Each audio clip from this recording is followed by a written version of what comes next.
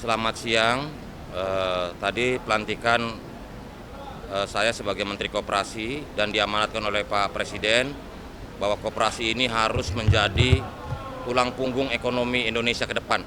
Karena koperasi di Indonesia itu didirikan oleh kakeknya Pak Presiden, Pak Margono Djoyohadikusumo, dan juga bapak beliau Profesor Sumitro Djoyohadikusumo juga penggiat koperasi.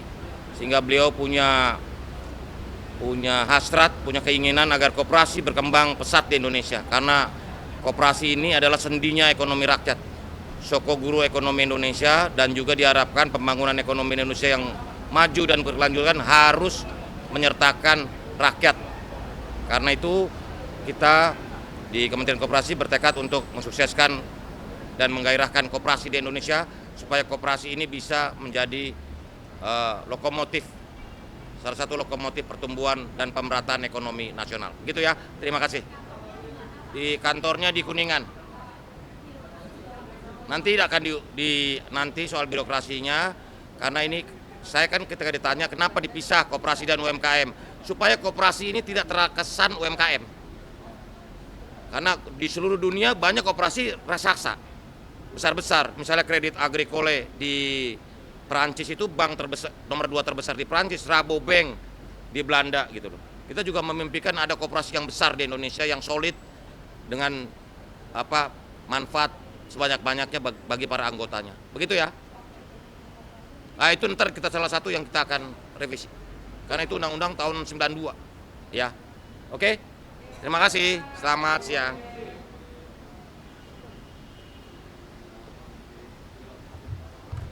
Selamat siang.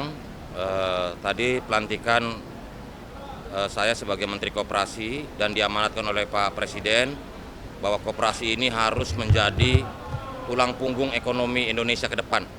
Karena koperasi di Indonesia itu didirikan oleh kakeknya Pak Presiden, Pak Margono Djoyohadikusumo, dan juga bapak beliau Profesor Sumitro Djoyohadikusumo juga penggiat koperasi.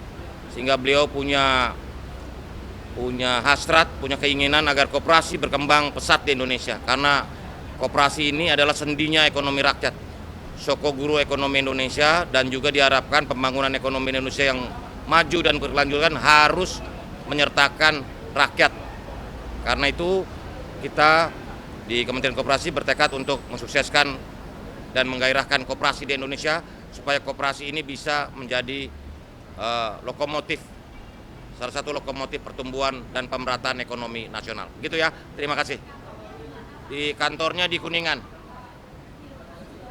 Nanti akan nanti soal birokrasinya, karena ini saya kan ketika ditanya kenapa dipisah koperasi dan UMKM, supaya koperasi ini tidak terkesan UMKM.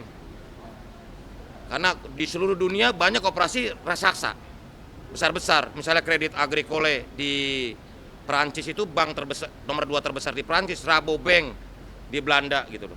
Kita juga memimpikan ada koperasi yang besar di Indonesia yang solid dengan manfaat sebanyak-banyaknya bagi para anggotanya. Begitu ya. Nah, itu ntar kita salah satu yang kita akan revisi. Karena itu undang-undang tahun 92. Ya. Oke? Terima kasih. Selamat siang.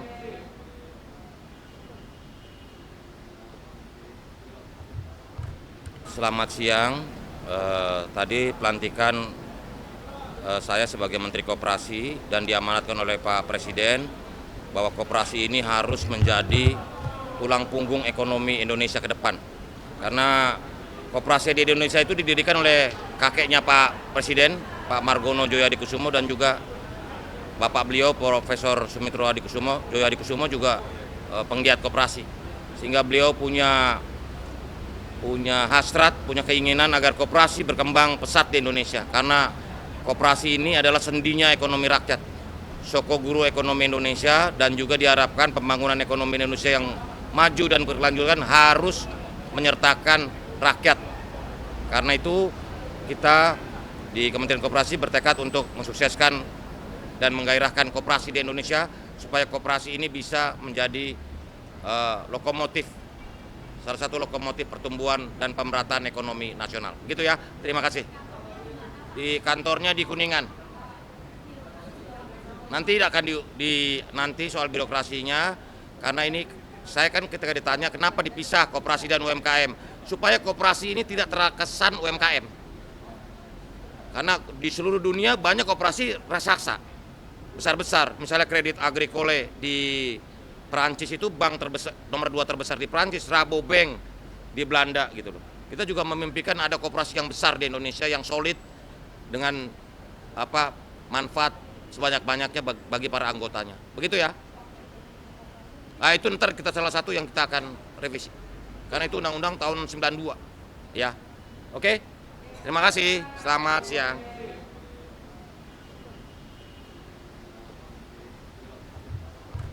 Selamat siang. Tadi pelantikan saya sebagai Menteri Koperasi dan diamanatkan oleh Pak Presiden bahwa koperasi ini harus menjadi tulang punggung ekonomi Indonesia ke depan. Karena koperasi di Indonesia itu didirikan oleh kakeknya Pak Presiden, Pak Margono Djoyohadikusumo, dan juga bapak beliau Profesor Sumitro Djoyohadikusumo juga penggiat koperasi. Sehingga beliau punya hasrat, punya keinginan agar koperasi berkembang pesat di Indonesia. Karena koperasi ini adalah sendinya ekonomi rakyat, sokoguru ekonomi Indonesia, dan juga diharapkan pembangunan ekonomi Indonesia yang maju dan berkelanjutan harus menyertakan rakyat. Karena itu kita di Kementerian Koperasi bertekad untuk mensukseskan dan menggairahkan koperasi di Indonesia supaya koperasi ini bisa menjadi lokomotif, salah satu lokomotif pertumbuhan dan pemerataan ekonomi nasional. Gitu ya. Terima kasih. Di kantornya di Kuningan. Nanti akan nanti soal birokrasinya, karena ini saya kan ketika ditanya kenapa dipisah koperasi dan UMKM, supaya koperasi ini tidak terkesan UMKM. Karena di seluruh dunia banyak koperasi raksasa, besar-besar. Misalnya Credit Agricole di Perancis itu bank terbesar, nomor 2 terbesar di Perancis, Rabobank di Belanda gitu loh. Kita juga memimpikan ada koperasi yang besar di Indonesia yang solid dengan manfaat sebanyak-banyaknya bagi para anggotanya. Begitu ya. Nah, itu ntar kita salah satu yang kita akan revisi. Karena itu undang-undang tahun 92. Ya. Oke? Terima kasih. Selamat siang.